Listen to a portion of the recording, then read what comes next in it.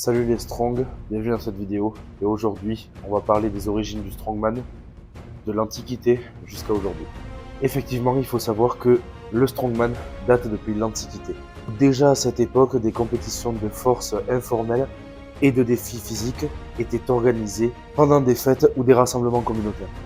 Ou comme par exemple en Scandinavie, où les levées de tronc et les levées de pierre faisaient partie de la culture depuis des années et des années. Le strongman moderne, celui que je pratique, a lui en revanche été démocratisé dans les années 70 en Union européenne, avec la création des premiers World Strongest Man, où des athlètes se mesurent dans des épreuves de force qui sont maintenant encadrées avec des règles et des épreuves bien spécifiques.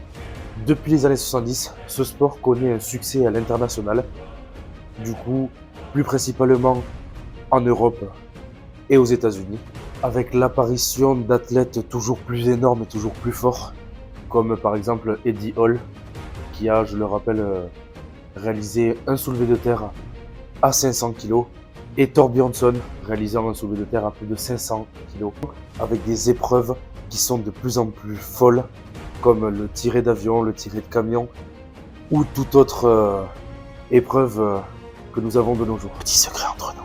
En France aussi, on a des strongman, et des très bons strongman. Je pense notamment à Aurélien Lejeune, que vous avez pu voir au titre d'homme le plus fort de France.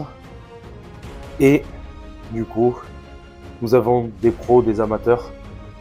Si tu nous rejoins, c'est cool. Et j'espère que la vidéo t'a plu, t'a intéressé, t'as appris des choses sur le strongman, le sport que je pratique. Suis-moi dans mon aventure. Cette année, on part direction les championnats de France et je vous embarque avec moi. Allez, salut les strongs.